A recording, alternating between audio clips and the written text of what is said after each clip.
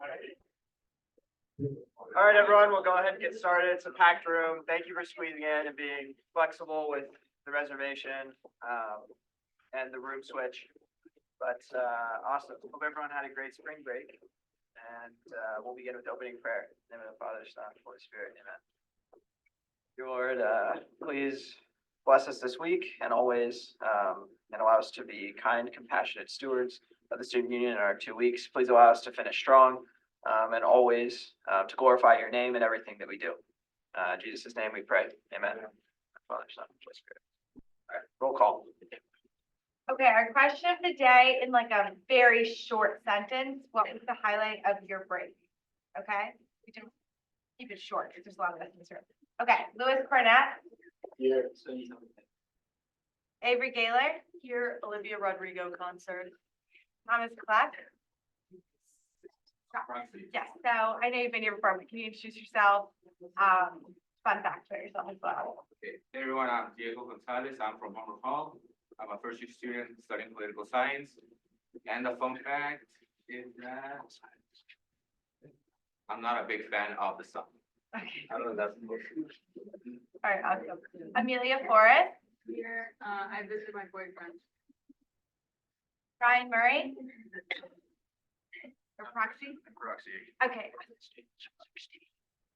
So can you introduce yourself and a fun fact as well? Official fun fact about me is, there is a dummy of me in my high school with a noose around its neck. Okay. Caitlin Garcia. Sam Medina, Here. Jacob Sabura. Or Proxy. Okay. Ryan Lally, Here, sitting on the beach and doing nothing. Justice Walker, Here, Hawaii. Joseph Tunney, Here, dog. Lindy Scooby, Here, the sun in Florida. Isabel Rodriguez, I'm here, spending time with Grace here. Yeah. Maria Bueno, Proxy. I'm Claire, I thought my break like that my sister got into dinner. Rocco Giannotti, Here, free Southern Baptist show. Justin Aguiar, Here, Riley. Clay Chauncey, Claire Hoban, Here, I went to Florida with my friends. Libby Meister, Spending time with my friends and eating good food. Maeve Miller, Here, bring my friends back home. James Bradley, Here, playing golf. Jaden Espinoza. Here, watching Dune 2. Do we have a proxy for Charlie Peel? Yeah. Oh, Sorry, did I miss my name? I don't know why I have you as absent, but. Charlie. I can change you. Bella Vasquez, Here, being with my baby coat. Maura Myers, Yara Obidi, Mexico. Vinny Badali, Here, traveling to Japan. Andrew Ryan, Here, spending time with my family. Ryan Casey, Here, I went to a concert. Dorian Coshio, Here, my mother. Mariana Esparza. Proxy. Proxy. Okay, so can you introduce yourself and say a fun fact? Hi, my name is Francesca, and my fun fact is that I'm the incoming person. Quinn Shannon, Ian Show, Spending time with friends. Lulu Romero, Roxy. My name's Molly Swartz, and my fun fact is that when I was a baby, I met Muhammad Ali in the South Bend airport. He kissed me on the forehead. That's right. Faith Sullivan, Here, going to Washington Square Park. Rose Nguyen, Here, I went to Toronto. Max Weiss, On to Florida with some friends. Aaliyah Applin, Going to Disney with my family. Anna Tierlake, Here, my highlight, I got really interested in Godfather over break. Belle Marquetti, Proxy, hi, I'm Ryan Wachter. I have a life-size cardboard cutout of Nicki Minaj in my dorm room. Aubrey Stefano, Here, sitting on the beach. Daniel Jones, Here, should be home with family. Hayden Resner, Here, see my new dog. Hunter Brooks, Here, enjoying a bit of sun. Yeah. Hannah Flashquist, or Mark Mitria, sorry. Lily Cottagina, Proxy. My name is Danny Ward, and a fun fact, it sounds really pretentious, but I've been to more national parks in Europe than the United States. Peter Schiff,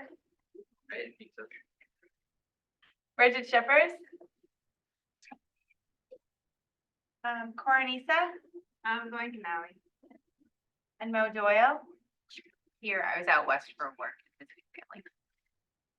Okay. James Baird.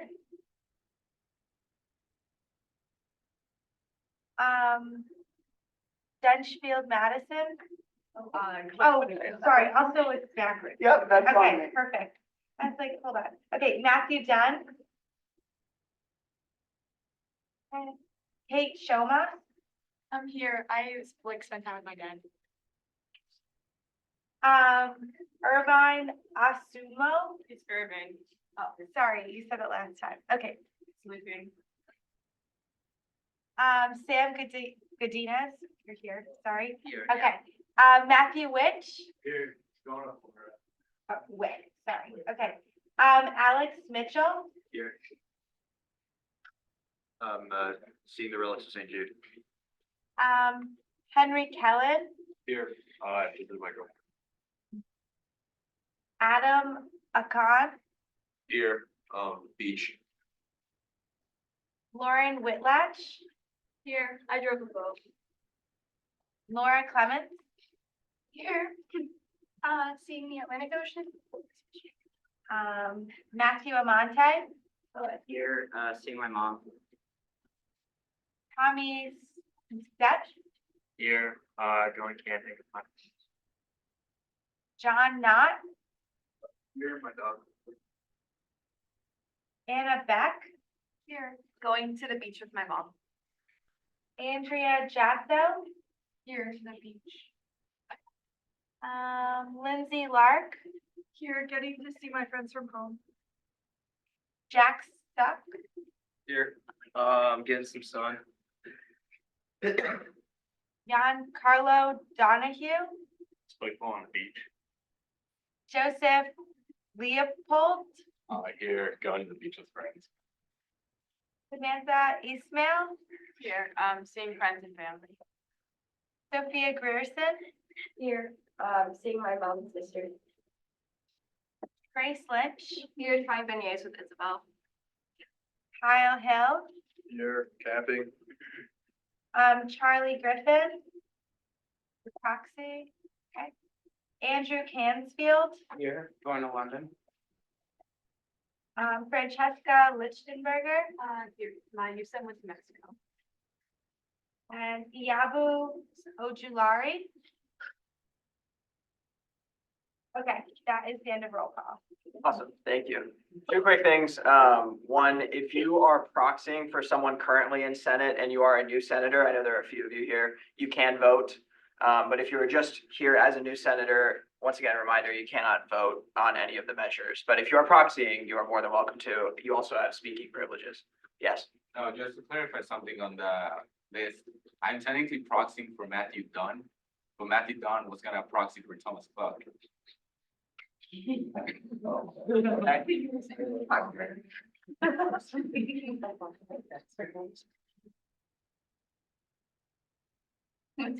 Matthew Dunn a new, Matthew Dunn's a new Matthew senator, Dunn's the new senator. but, okay, so, yeah, you'll just, and you were gonna proxy for him as a new senator, He was gonna proxy for Clark, but he's not here. right? Nor Dunn's here. Okay, so then we'll just operate as if there's no proxy then. That's probably the best way to do it there. Okay, thank you. And, secondly, I'm gonna try to stand throughout this whole thing, but I did have surgery over break. Everything's fine, but, I'm still recovering. So if I sit, like, I'll do my best to stand through the whole thing, but just wanted to give you guys a quick heads up on that. Okay, then we'll go into approval of the minutes. There was a conversation that took place after debate and before the vote, and then it wasn't like recognized, but that's in the minutes. Page 13. Okay, let me check. Hang on.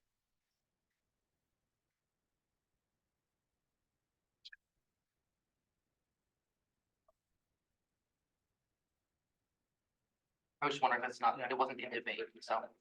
Oh, I see what you're saying.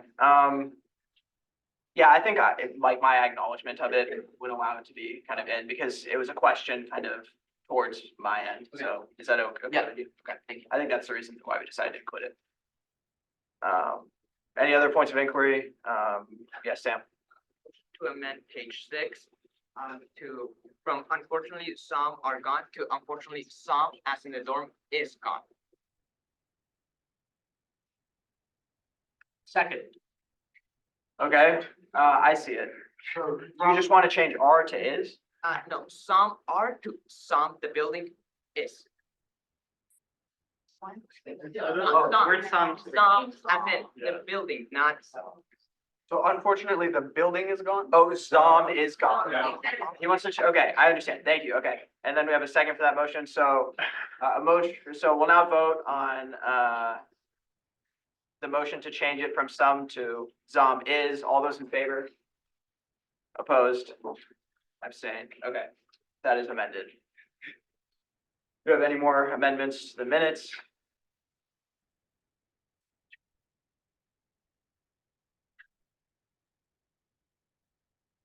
Not, there won't be a motion to approve. Yes, Sam? Seek unanimous consent to approve the minutes. Are there any objections to unanimous consent to approve the minutes? Okay, seeing that there are none, the minutes are approved. Okay, executive announcements. I'll run through this quickly. Back the Bend is this weekend. We currently have, I think, around 500 signups, which is awesome, but we have the capacity for 700. So if you're interested in getting involved in the community, it's from 9 to 1 p.m. again, free breakfast, free t-shirt, and free lunch. And it's a great way to serve kind of the South Bend community. We have a variety of projects from like gardening and mulching to painting and like planning an Easter egg hunt. So a lot of diverse ways to fit your needs and what you're interested in. But if you are free and available this Saturday morning, you can still sign up and we would absolutely love to have you. It's a great way to get involved in service. And the bus loading will be if you do decide to sign up, if you have any questions, you can feel free to ask me or Daniel about it. But bus loading will occur at Steppen Center starting at 9 a.m. So the buses will begin loading at 9 a.m. and then you'll get back around 1 p.m. Awesome. Okay, we also have Pride Fest this week. So we have LGBTQ plus Acoustic Cafe on Thursday at the Library Lawn. We also have another event on Library Lawn from 12 to 4 p.m. on Friday. We'll have food trucks and a photo booth.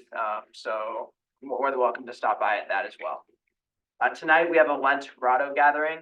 Father Griggs, who's the rector of Keogh Hall, will be delivering some remarks. We'll be doing some prayer as well. So that'll be from 7:30 to 8:15 p.m. All are welcome to join. And on this Friday, we have the Color Purple film viewing and discussion, the new one that just came out. So it's a totally free viewing this Friday from 5:30 to 8:30. And we'll have a short panel discussion about how the movie relates to the book, what it means for broader society. It's a great event. So if you're interested in seeing the movie, haven't seen it and want to see it, it's a free ticket, and that will be in DPAC in, I forget the name of the theater. You remember? I don't remember. It's in the theater in DPAC. Awesome. Okay. So we will move on to general orders. Quick note. Daniel, after much discussion, decided not to sign this in hopes of further conversation. And the way that will work is that when this is brought back to the Senate, in order for it to pass officially now, it does require a 2/3 vote by convention of the Constitution. So this is strictly what's listed here is strictly the way that it is written. But there is also an addendum, which the Senate advisor has asked to be read today. So, but if not, we'll go by normal convention. So this is appears exactly the same as we saw it last week. So if we want to dispense with the reading, yeah, just Motion to dispense with the reading of the resolution. Second. Okay. We will now vote on dispensing with the reading of the resolution. All those in favor? Opposed? Abstained. Okay. And then now we have the addendum written by Sam in response to some of the things here last week. Members of the Student Senate.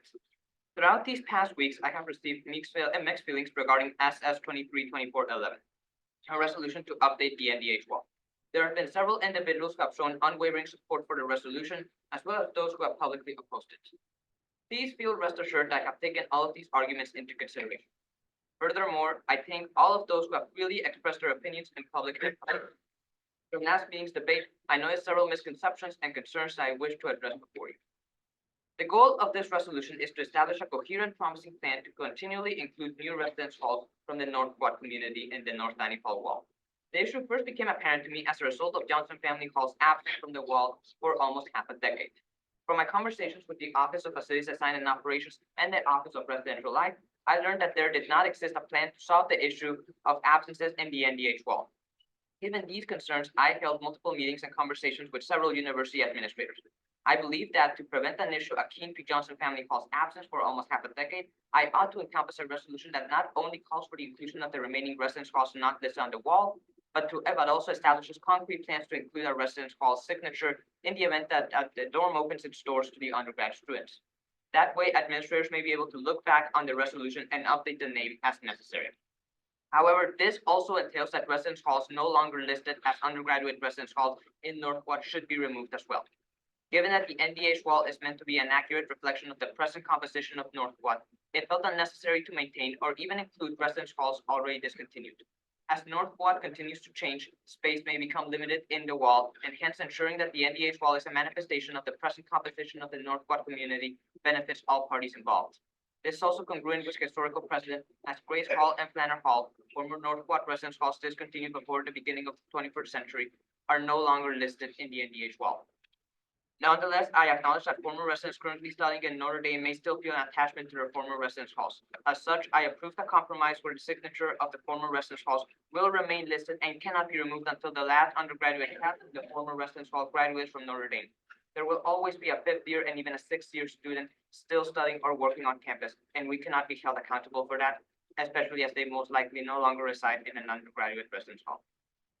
In regards to Psalm Hall, I believe that Psalm Hall is a discontinued residence hall.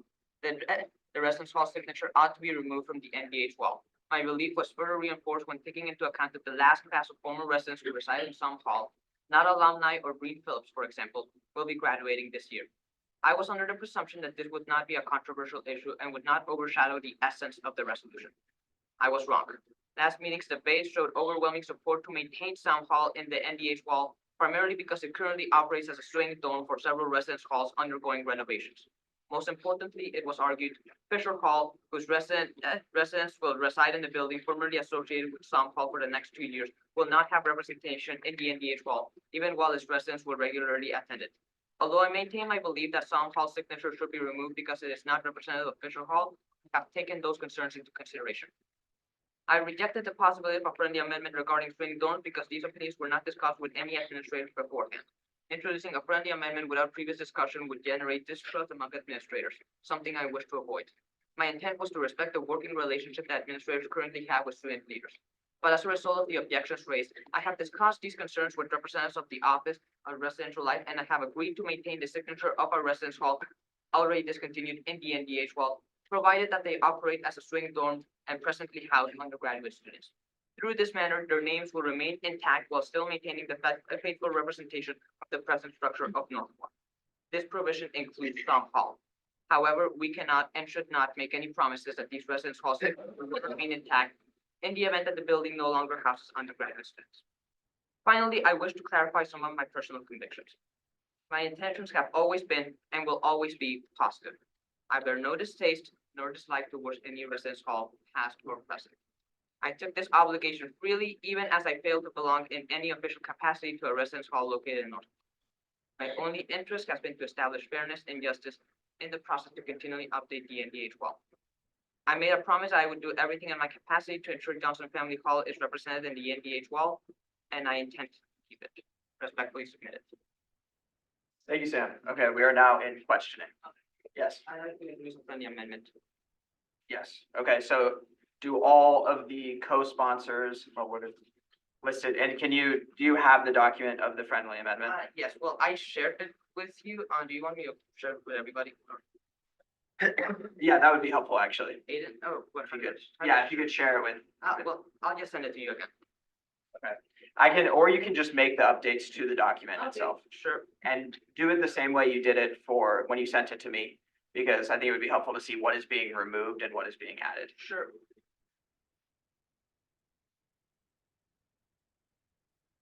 It's gonna take a couple minutes. Sorry, I really am sorry.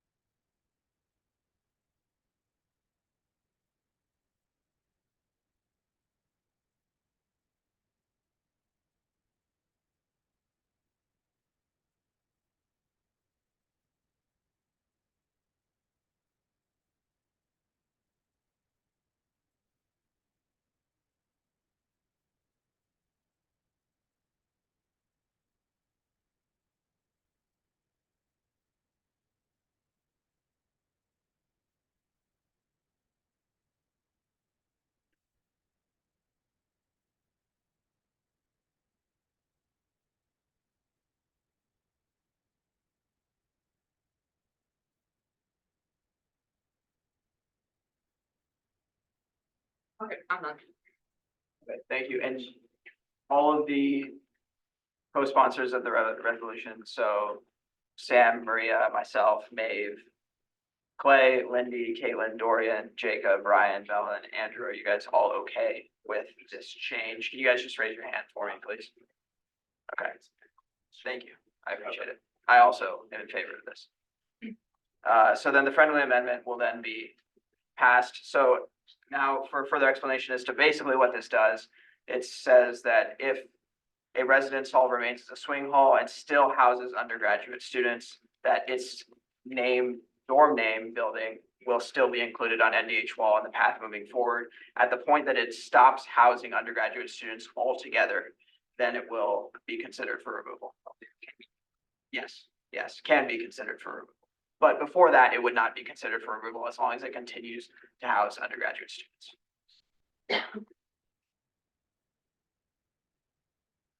You want to remove the highlights, Sam? Because it yeah, you can just remove the highlights from and then remove the red as well.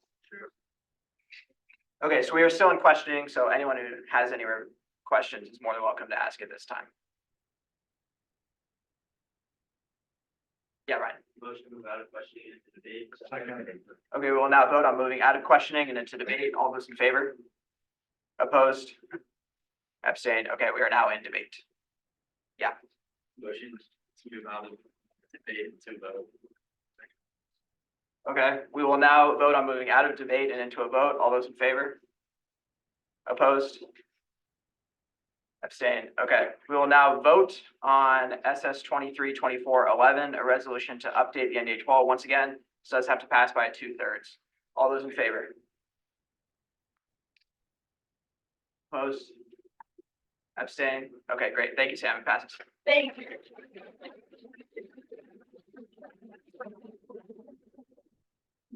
Okay, so next we have a resolution calling on sustainable investment strategies.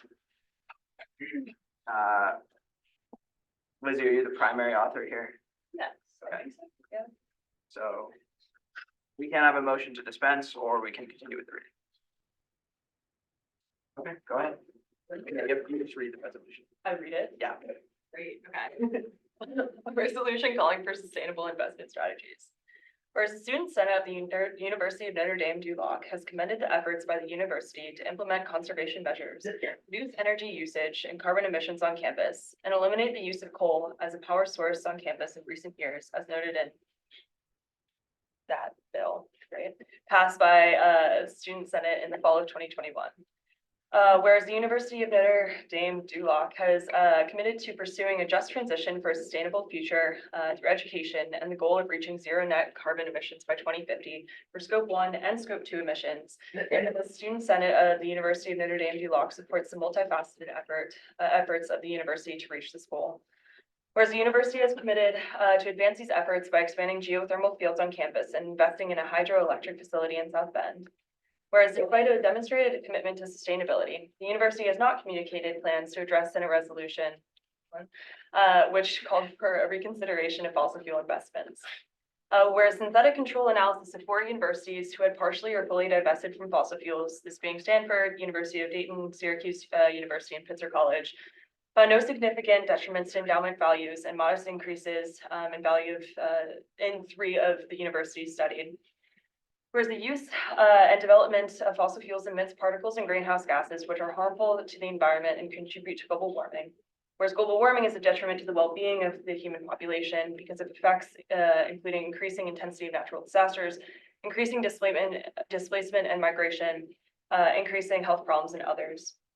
Whereas Holy Father Pope Francis, in his encyclical Laudato Si, calls on us to replace consumption with sacrifice, greed with generosity, wastefulness with the spirit of sharing, in order to care for the climate and a common good, which links many of the essential conditions for human life.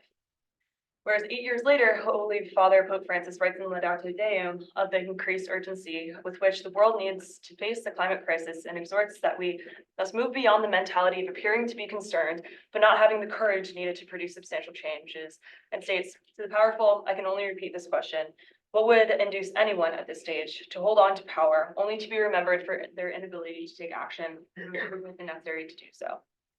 Whereas projected global fossil fuel production in 2030 will be more than double the maximum level required to limit maximum level required to limit consistent with 1.5 degrees Celsius. Whereas the negative impacts of the fossil fuel industry disproportionately affect low-income communities and communities of racial minorities, including the recent displacement and food insecurity in Uganda, and fears about health and safety in Arlington, Texas, both prompted by the expanded oil projects of Total Energies. Whereas the United States Conference of Catholic Bishops, in their socially responsible investment guidelines, called Catholic individuals and institutions to pursue investment strategies based on Catholic moral principles by avoiding participation in harmful activities, including a call to consider divestment from those companies that consistently fail to initiate policies intended to achieve the Paris Agreement goals. Whereas the United States Conference of Catholic Bishops, in their statement on renewing the earth, state, our tradition calls on us to protect the life and dignity of the human person. It is increasingly clear that this task cannot be separated from the care and defense of all creation. We must seek a society where economic life and environmental commitment work together to protect and to enhance life on this planet. Whereas the Interdicasteral Working Group of the Holy See on Integral Ecology and Journeying towards Care of Our Common Home suggests that Catholic investors can encourage positive changes in the economy when they decide not to invest in certain companies, and that these investors should promote ethical, responsible, and integral criteria for investment decision-making, taking care not to support companies that harm human or social ecology, for example, through abortion, or environmental ecology, for example, through the use of fossil fuels, and promote responsible investments in social and environmental sectors, for example, by evaluating progressive disinvestment from the fossil fuel sector. Whereas Dicastery for promoting integral human development promotes ecological economics as part of the Laudato Si action platform, acknowledging that the economy is an important system of human society in our common home. That one important action to foster sustainability in this area is divestment from fossil fuels and any activity harmful to the planet and the people. Whereas fossil fuel companies such as Exxon, Chevron, British Petroleum, ConocoPhillips, and Equinor have consistently rejected shareholder goals for climate action. Whereas the COP28 conference, Global Stocktake, calls for transitioning away from fossil fuels and energy systems in a just, orderly, and equitable manner, accelerating action in this critical decade as to achieve net zero by 2050 in keeping with the science. Whereas institutional divestment has threatened the proliferation efforts of fossil fuels and does pose a threat to their economic activity.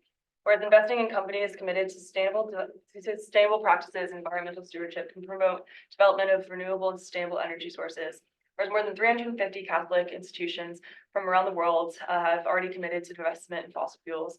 Whereas over 100 academic institutions have committed to divestment from fossil fuels, including Creighton University, Boston University, Georgetown University, and others.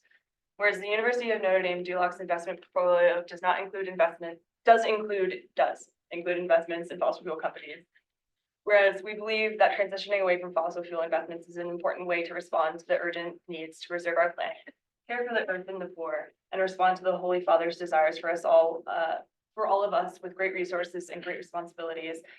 And we believe, based on the actions arising from the university's commitment to sustainability, that Notre Dame does too, if repeated. Resolved by the Student Senate of the University of Notre Dame Duloc, in a spirit of goodwill and mutual courage to meet the ever-increasing peril we face, we respectfully urge the University of Notre Dame, including the President's Office, Board of Trustees, and Investment Office, to create a plan for and publicly commit to transitioning away from all fossil fuels, investment in fossil fuel companies over the next 5 years. Thank you, Lizzie. Thank you. We are now in questioning. Yeah, Andrew. Okay, so on page 2 of the resolution, you state that the university, I'm sorry. You state that the university does not, the investment portfolio does include investments in fossil fuel companies. How do you know that?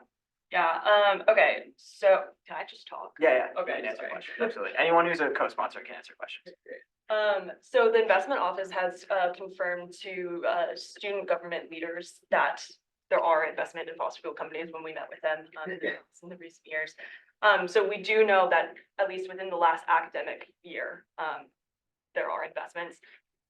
They aren't able to disclose what the actual investments are just due to proprietary purposes, but we do know about 4%. Yeah, Joseph. Have you met with the Notre Dame Investment Office? And if so, how did those meetings go and what did they say? So we asked this year, we met with them last year, we haven't met with them this year. We met with the head of the Office of Investment last year. They gave us like a different option this year and we're still working on it. Sam? Your resolution calls for 5 years. Why not 10? Yeah, so the main purpose of this, I'll start kind of strict and then we'll open it up a little bit, but we just want to keep in line with the international goals of reducing greenhouse emissions by 2030, which is kind of crazy in the next 5 years, in the next 5 academic years, right? Also, there's no reason to wait to divest in something that is that morally contradicts our values, especially Catholic values. Well, we say this, if Notre Dame Investment Office does decide that, 10 years is best, that's fine, right? 5 years is just a goal for us, and we don't see the reason to wait for that now. I do think it's in our best moral interest, and potentially our best financial interest, especially as more high school students begin to make decisions based on how a school responds to climate change. So 5 years is a goal. We're not strict on that, but we're just calling on the school to, aim for that. Yeah, Liz. So just to be clear, you haven't met with anyone this year, and I know you mentioned that you want to be able to see the investments, but you believe just because they said they are invested in fossil fuels, you have enough information to write this resolution saying that even what they're investing in now currently is too much. Yeah, so to be clear, we haven't met with the Office of Investment this year. We've met with the Office of Sustainability this year and the campus ministries this year to pass this through them. So they also are under the understanding, granted they talk with Office of Investment more than we do, that there are investments in fossil fuels. And I don't think within a year that much would have changed. And we still think 4% is a significant investment of our $1 billion. So just to be clear, you've heard from someone that We talked with them last year. So coming from student government leaders last year, directly from the head of Office of Investment, yes. Yeah, that makes you feel better. Justice? Divested from fossil fuels and most likely would have made it fossil fuels, so that it's kind of a big deal to do it, as most of these other Catholic universities have statements saying that they would divest it. Yeah, Clay? So I just want to clarify, based on the language of the result statement, it seems like you're just calling on them to create land to transition away for the next 5 years. So the actual divestment itself is not being passed out in the next 5 years. I mean, I can't really speak to the actual pieces of divestment, and I'm not in investment, so we're giving that over to them. What we want to do is just see public action. We want some sort of commitment. And once it's out there publicly, there's more pressure on them to actually commit to the divestment, right? It's not just students, it's the entire Notre Dame community. We want something public is kind of what we're asking. Yes. During your meeting last year with the investment office, was discussion made regarding a timetable or possible alternatives with regard to these investments? Can I? Yeah, you can yield your time, yeah, and then just introduce yourself. Yeah, I'm Annika Barron. I'm a senior. I work with the Department of Sustainability. So the members of the Department of Sustainability last year, when they met with them, I actually was not in the meeting, but my understanding is that because that was kind of the first official meeting between student government and the Office of Investment, it was more of just kind of like a fact finding, asking questions. They didn't actually really discuss like divestment and a plan specifically. It was more about collecting information and establishing that relationship. But then when we reached out to them this year and weren't able to meet with the head, again, we were a little bit disappointed by that. So that's kind of why we took this next step into the resolution. Andrew? Can I ask a few questions? Sure. Would you say that them not meeting with you this year is them ignoring you, them not wanting to do anything, or is it just like a scheduling thing?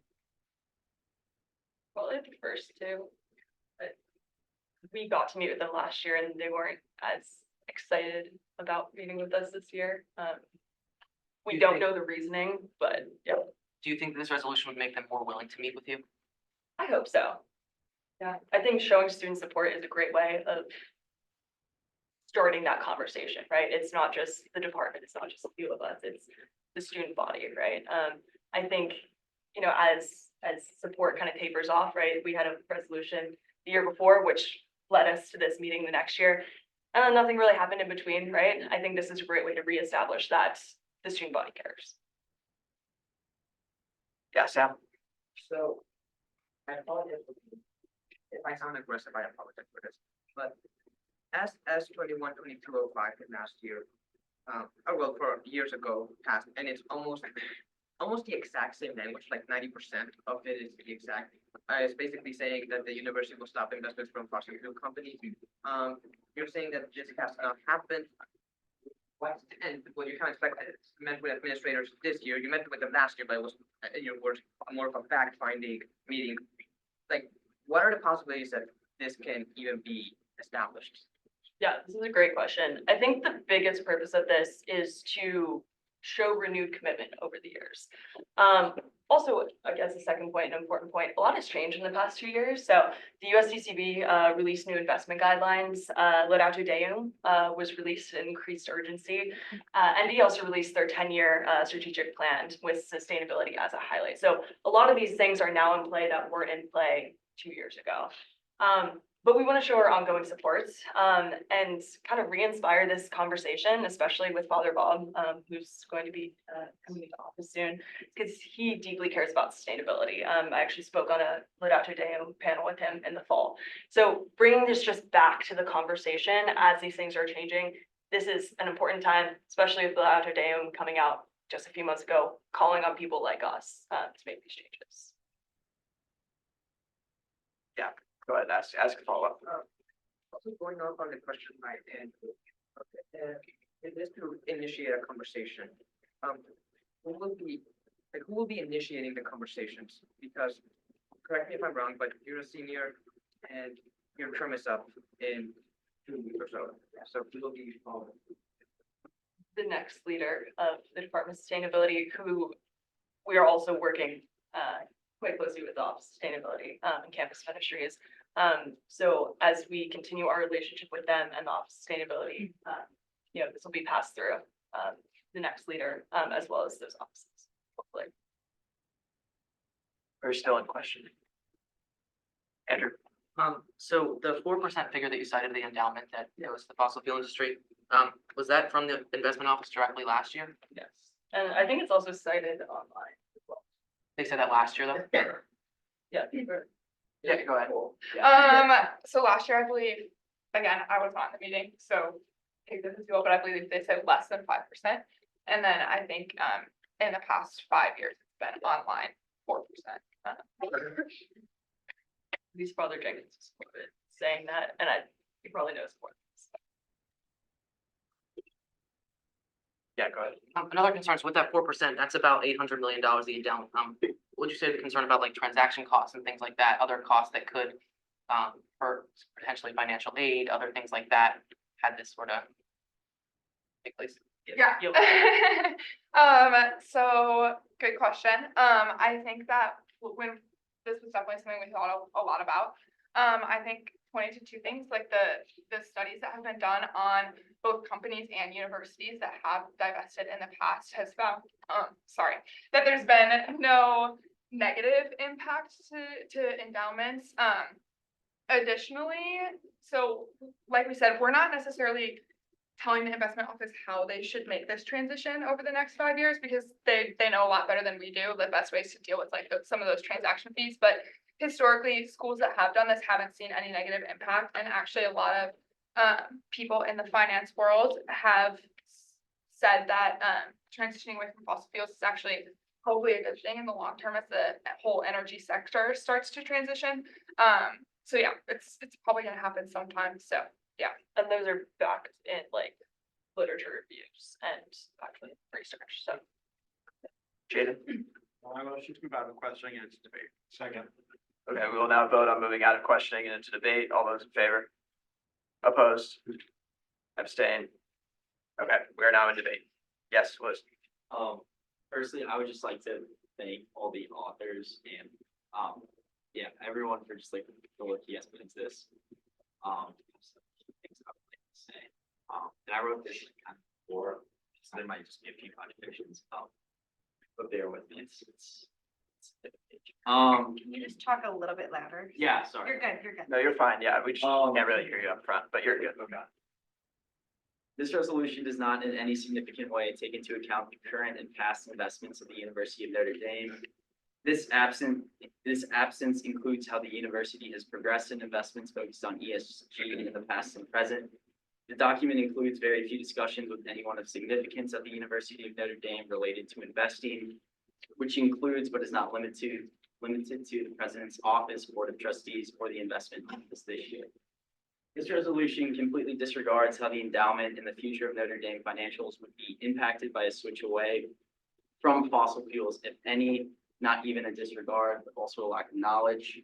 Whereas the resolution has disregarded investments by fossil fuel companies into lower carbon futures, including $15 billion by ExxonMobil over the next 5 years, as well as the many benefits these companies provide to their millions of workers. There's been no indication as to why the university currently invests its money as it does, and this resolution seems to be an attack on the mission statement of the investment office, which states, by earning superior risk-adjusted returns, we support the university's teaching, research, and service mission, providing students and faculty the resources they need to achieve success in their chosen fields. These integral financial processes provide the students with the resources needed to be successful, and the investment office has done a tremendous job supporting this statement, as demonstrated by the outstanding track record of the Notre Dame Endowment and Investment Fund. There has not been the proper discussion to pass this resolution. There has not been the proper research. And although this may not be from the lack of effort of the authors, I believe that there's still an issue to be talked about, and I encourage the authors to revisit that and to meet with more representatives before such a substantial resolution is passed. Because of my passion for this issue and what I believe is my duty to the University of Notre Dame as an elected official, I believe I will have no alternative than to resign as senator for a long time if this resolution passes. In addition, I would like to say it's been an honor and a pleasure serving with you all, and I hope to finish my service. Thank you. I was one of the people who got to work closely on this resolution, and I just wanted to mention a few points that I don't think we got to talk about in questioning or in Lewis's statement right here. But a lot of what this resolution is about is Notre Dame's moral obligation as a Catholic university to be pursuing investment strategies that better the future of vulnerable people, of people across the world, and that match with Catholic social teaching. Notre Dame refuses to invest in a lot of categories that might be good financial returns because of the university's moral thinkings on that. For example, Notre Dame doesn't invest in companies that do underground stem cell research because Notre Dame, the university is committed to life. And there's a lot of companies, big pharmaceutical companies that do that kind of thing, but Notre Dame won't invest in them. And even though that could be good financial investment because our morals, the university refuses to. And I think in turn with that, not investing in fossil fuel companies, again, from a moral perspective, is important to show consistency across our morals, because otherwise you don't really have anything to stand on by saying we won't invest in these categories that the USCCB tells us not to, but these ones we won't really care about. So that's just some thoughts. Justice, is that your hand first? Additionally to the responding to the fact that it might have a negative impact on our endowment. On the first page, the last whereas statement, there's a study done that these four universities didn't have a negative impact on their endowment. And so there has been research, and it's actually linked in the resolution, that there isn't a negative impact on endowment. Joseph and then Jade. Yeah, I'm worried about a potential loss of funding outside of the risk-adjusted returns out of potential benefactors who have built their fortunes in the oil industry. I can point to 3 halls, specifically O'Neill, Duncan, and Welch fam, who were built all or in part from oil money. And I would just love to hear some opinions on that and the potential loss of funding that would result from benefactors feeling alienated and left behind by this university. Jaden, and did you have something to say? I mean, if somebody wants to respond to that first, I'm Okay. happy. Did you?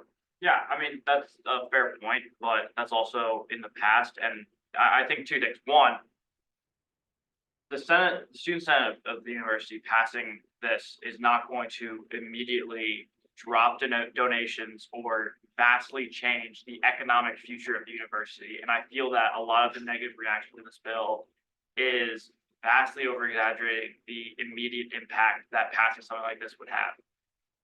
I'd like to echo something that was said a minute ago, that this is about the moral responsibility of the university. And the way that I view this resolution is a collection of student leaders at the university standing up for what they believe to be the right path forward for the university, in line with the moral responsibility that we have to invest in a future for our planet, for our world, for our community. And I think that a lot of the concerns that have been raised are valid, and they would be if passing this vastly changed the economic future of the university, but that's clearly not what we're debating here. I think this decision comes down to the future that we would like to see the University of Notre Dame support create. And I think that this bill, this resolution clearly encapsulates a future that I think the university is right to invest in. Yes, Jaden. Yeah, I'd like to completely echo all of that. I think that with this bill, like, I think we all need to maintain an understanding of, like, by signing this, that does not mean that tomorrow every investment is going to be pulled out and like we're going to see massive changes to the university. What's being asked is that we are maintaining competitive and understanding what currently is set by world and national standards for not only sustainability, but what's going to be done and has been proved to work at other universities.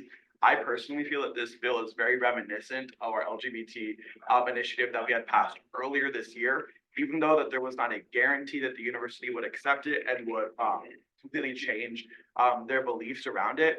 We understood that there was a necessity as a student senate to honor not only the current students, but the morals of the university and where we would like to see the university go.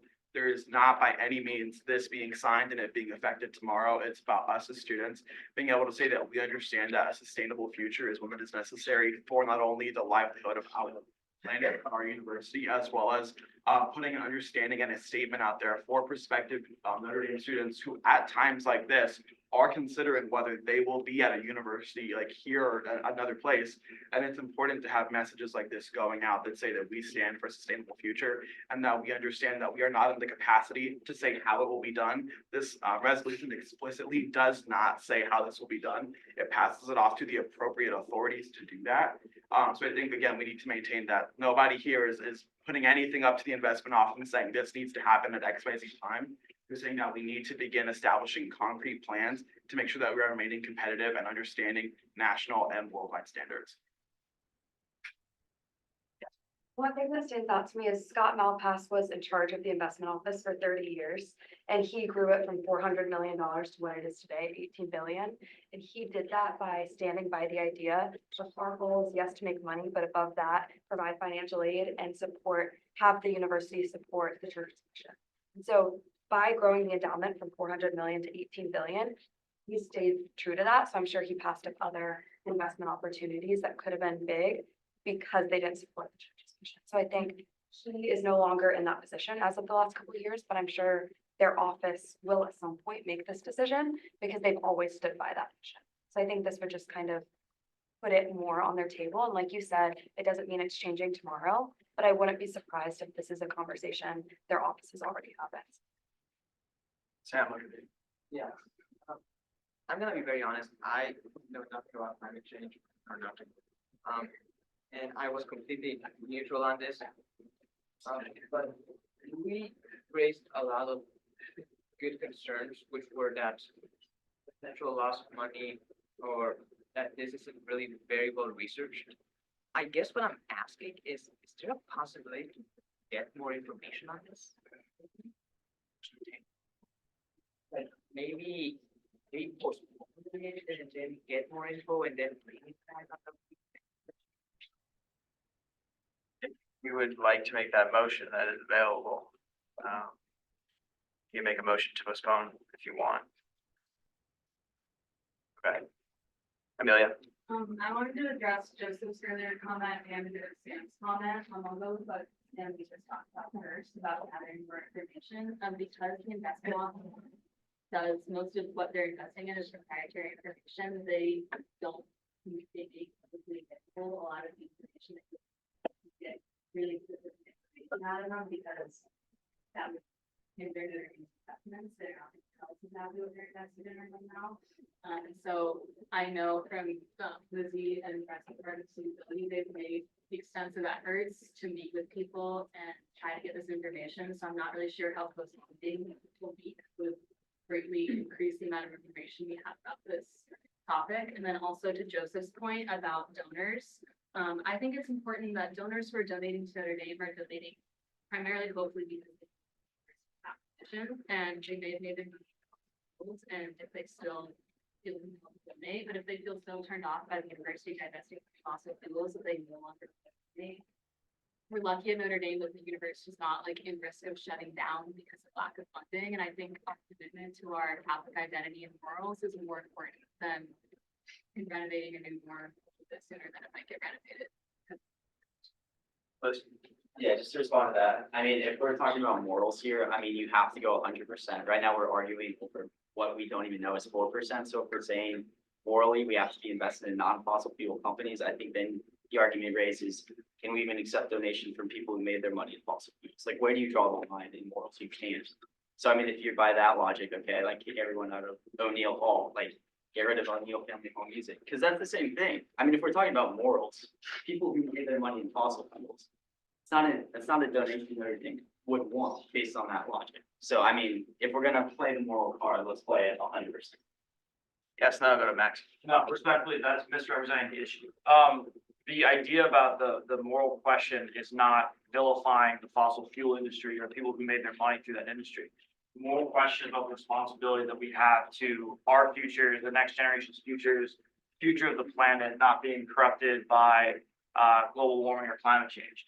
So the question isn't, oh, do we have a problem with those donors? No, because this resolution is not vilifying the industry that they made their money through. It's acknowledging that if we want to have a sustainable future, that's a future that invests in clean, renewable energy sources. This resolution is not saying we condemn those who work in that industry. We think that everyone should lose their jobs in this industry. All of these concerns that have been brought up about the fossil fuel industry, I don't see anything in here that vilifies it. The moral question isn't about what's morally wrong with it. It's about what do we do with a choice. You know, Notre Dame, like someone said, thankfully is in a position where we're not shutting our doors tomorrow. We're not worried about where the money's coming to keep the lights on, right? And part of that privilege of financial security is an ability to seriously consider resolutions for change like this. we are in a unique position where we can actually have these conversations. We can actually talk about a future where we don't invest in fossil fuels any longer. So I think that's misrepresenting the question of morality. Max. He basically covered everything, but I was just gonna say, like, just because there's a bill that's proposed that's like moral and taking a step towards the right direction, doesn't mean you can just like snowball it and say, unless we're going all out, or you're not doing all of these things, and there's no point in doing this. There is a point in doing this, just because it's not, as you quote unquote say, 100%, it's still a step in the right direction, and you can't just snowball it to disregard. Jade? Yeah, completely. I just wanted to echo that going 100% in this situation is understanding that we are trying to set a commitment to a sustainable future. Anything over that is more than 100%. All that this bill is asking is that we set a standard that we will abide by. That is, again, more competitive and more understanding of what the world is in need of.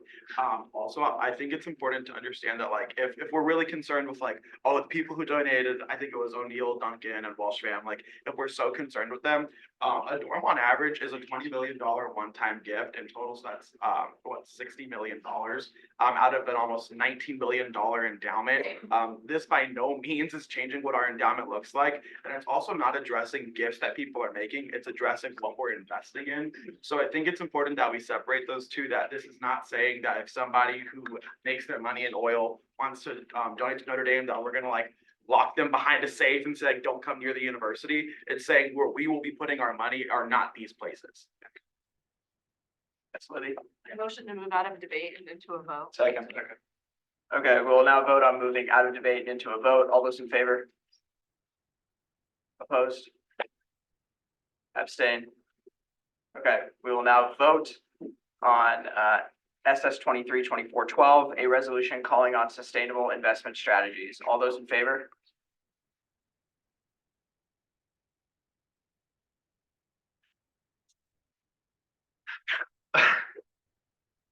All opposed?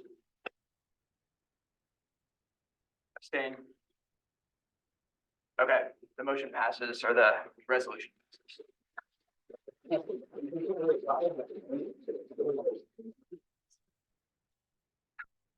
Okay, we will move on to SO 23-2425. Yes, Mark. Once we get into new business, but we have to wait until we get to new business. SO 23-2425, in order to establish a legislative formatting code. Motion to move this to the next week. Oh, to like postpone? Yeah, postpone. Yes. I think it's like, we've been, yeah, motion to postpone next week. Okay, we will now vote on postponing this to next.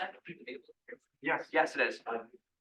I highly argue against it because there are 4 items already in the agenda. And frankly, if we postpone it right now, it's gonna make next week's meeting a lot longer. Okay, does anyone have any other points of debate? Clay? I mean, one of the items in new business is definitely getting moved up. The other one is adding the Constitution, so I'm not voting on that today either. Don't really think it's gonna really next week. Any more points? Yeah, Amelia. To move out of debate and into a vote. Okay, we will now vote on moving out of debate and into a vote on the debate. Okay, all those in favor? Does that make sense? We're just like saying that like debate is over, basically. All those in favor? Opposed? Abstained? Okay. Now. Yes, so we will now vote on whether we postpone this. No, vote on ending debate. That was the vote. Oh, gosh. Yeah. Okay, now we will vote on ending debate. All those in favor? Opposed? Abstained. Okay, now the vote on whether we postpone this to next week. All those in favor? In favor of just in favor of postponing it to next week, this one. Opposed?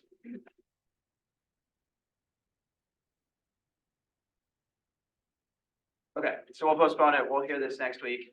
We're now in new business. I would ask gratefully on behalf of Mark, because his assistant student union treasurers are here today, that we can hear that as well today. And if we would like to vote on the one about adding a period for the Constitution, we can do that as well. Those would be items C and D. Yes, Clay. To bring item C into general orders. Second. Okay, is there any opposition to moving those up into general orders? Okay, seeing that there is none, then those will be moved up and we. Okay.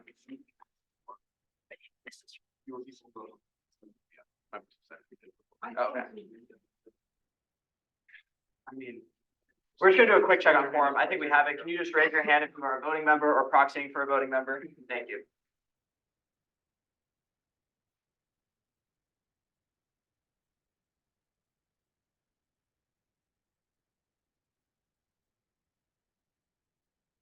We're good. Thank you, guys. Appreciate it. Okay. So now we have the nomination for Assistant Student Union Treasurer. Again, we can dispense with the reading always. We'd like to, yes. Dispense with the reading. Second. Okay, we'll now vote on dispensing with the reading. All those in favor? Opposed?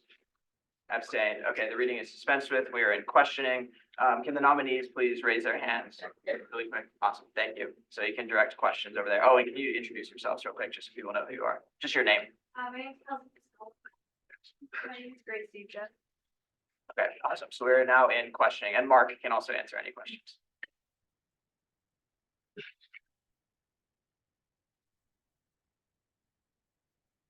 Thanks. Did you have a genuine? Okay, motion to move out of questions. Okay, we'll now vote on moving out of questioning and into debate. All those in favor? Opposed? Abstained. Okay, we are now in debate.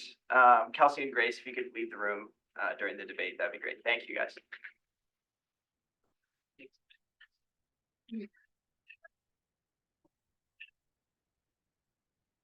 Sorry, thank you. We'll call you back in when.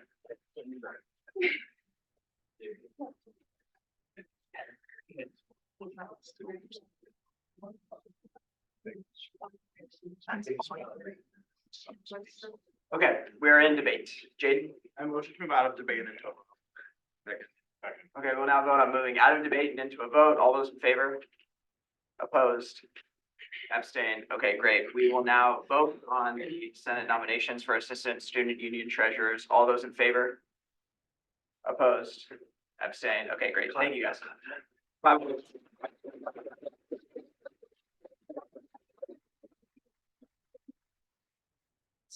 Thank you guys very much. And up next, we have SO 23, 24, 27, in order to add a period. Yes. Let's dispense with the reading. We will now vote on dispensing with the reading. All those in favor? Opposed? Abstained. Okay, the reading is dispensed with. We are now in questioning. Andrew, can you please give a one sentence synopsis of why you're doing it? So, when I passed the order last week, I forgot a period at the end, and that means in the Constitution, there was an incomplete sentence, so that is completing the sentence. Thank you. Yes, Joseph. Wouldn't a more appropriate thing for you to do instead of correcting this error would be to kind of resign your Senate position? That was considered, however, this was determined to be the best option. Any more questions? Yes. What effect will this have on ink expenditures? Yeah, I was in consultation with the investment office.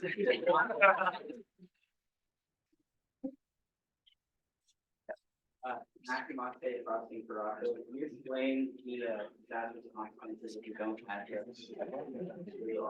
I mean, it's just inconsistent with the rest of the Constitution, because it would be the only incomplete sentence in there, so I just wanted to complete it. Okay, does anyone have any real questions? Okay, Max, So unanimous consent to move out of questioning and debate. are there any objections to unanimous consent to move out of questioning and into debate? Okay, seeing that there are none, we are now in debate. Yeah. You know, I am completely against it. I'd like to introduce a friendly amendment to instead of a period, a semicolon. Just say no to the friendly amendment. No. Okay. I'll say J Council has reviewed this very thoroughly. We are in support of this important and weighty change. Motion to move out of debate and into a vote. Second.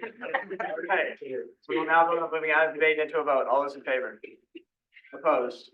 Abstained. Okay, great. We will now vote on SO 23, 24, 27 in order to add a period to the Constitution. All those in favor? Opposed? Abstained. Okay, great. The order is passed. Quickly, announcements. Does anyone have any?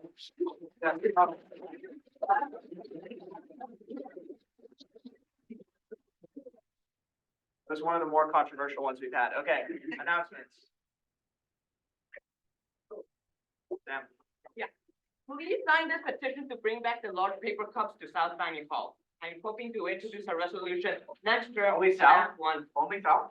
Next from. Oh, and North. I'm sorry, South is better, that's all. Anyway, please sign this. I need a lot of signatures on this, not just the 200 to find the Constitution, I want 500. Also, if anybody wants to help out, I'll just be standing outside South Dining Hall one of these days, or North as well, just harassing people and telling them to sign my petition. If anybody wants to join me, please do so. Anyway.